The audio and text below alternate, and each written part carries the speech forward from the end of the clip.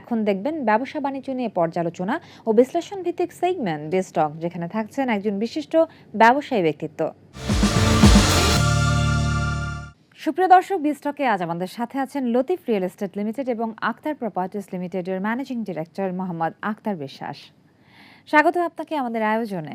জানতে চাই বর্তমানে কি ধরনের সমস্যা মোকাবেলা করছে হাউজিং ব্যবসা প্রতিষ্ঠানগুলো, সেই সঙ্গে জানতে চাইব বর্তমানে হাউজিং ব্যবসার অবস্থা কি এবং আপনার প্রতিষ্ঠান এ পর্যন্ত কতগুলো প্রজেক্ট করেছে। অনেকগুলো প্রবলেম ফেস করেছি, যে প্রবলেমগুলোতে রাজুক থেকে প্ল্যান প্রাপ্তির দীর্ঘ সূত্রতা, তারপরে আপনার ড্যাপ নিয়ে একটা জটিলতা রয়ে গেছে এবং আমাদের গ্যাস লাইনগুলো আমরা পাচ্ছি না এবং বিদ্যুৎটাও আমরা ঠিকমতো পাচ্ছি না এবং আমাদের রাজুক থেকে হয়রানি করা হচ্ছে, বিভিন্ন প্রকল্পে গিয়ে তাদের মিটারগুলোকে এগুলো খুলে নিয়ে যাওয়া হচ্ছে। এই ধরনের বহুত প্রবলেমের শিকার হয়েছি এবং প্রত্যেকটা প্রবলেমকেই আমরা অ্যাড্রেস করেছি এবং আমরা 1986 সাল থেকে আমরা বিজনেস করছি। আমাদের প্রথম যে প্রতিষ্ঠানটি আমরা যাত্রা শুরু করেছি সেটির নাম হচ্ছে লতিফ রিয়েল এস্টেট। আমরা ঢাকাতে ল্যান্ড প্রজেক্ট করেছি এবং অ্যাপার্টমেন্ট প্রজেক্ট করেছি। এটা আমরা এখন পর্যন্ত লতিফ রিয়েল এস্টেটের মাধ্যমে আমরা মোর দেন 1500 অ্যাপার্টমেন্ট আমরা আমাদের কাস্টমারদেরকে আমরা সুন্দরভাবে হস্তান্তর করতে পেরেছি এবং একই সাথে যেহেতু আমরা ল্যান্ড প্রজেক্ট করি, আমরা ল্যান্ড প্রজেক্টে আমরা ঢাকাতে 550-র অধিক আমরা প্লট বরাদ্দ দিয়েছি এবং যেটার নামকরণ করেছি আমরা মুনসুরাবাদ আবাসিক প্রকল্প। এটা আদাবরে, মোহাম্মদপুর আদাবরে এটা অবস্থিত।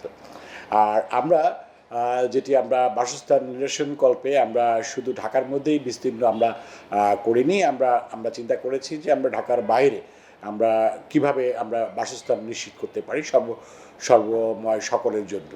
ড্যাবের মাধ্যমে রিহ্যাব গ্রাহক এবং ব্যবসায়ীরা কতটা উপকৃত হবেন?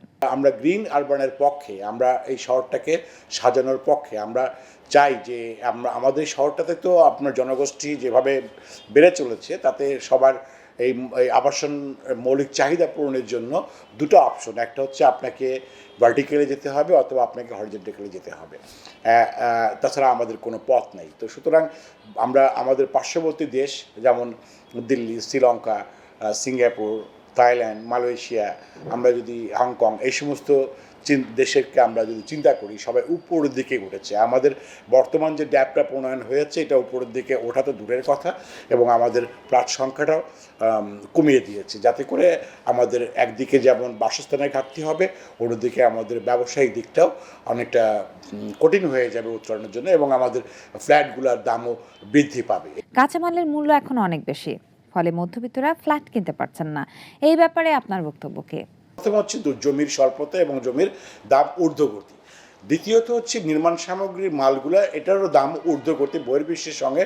আমাদের দেশে যে জিনিসগুলা এখন পর্যন্ত যে ম্যাটেরিয়ালসগুলো পাওয়া যায় তার অধিকাংশই বিদেশ থেকে আমদানি নির্ভর এবং আমরা ইতিমধ্যে আপনি জানেন যে বাংলাদেশে এই সেক্টরকে ঘিরে প্রায় 250 শতাধিক আপনার লিঙ্কেজ ইন্ডাস্ট্রি এখানে ডেভেলপ হয়েছে, যে ইন্ডাস্ট্রিগুলা আমাদের এই শিল্পকে ঘিরেই মূলত তারা কাজ করছে।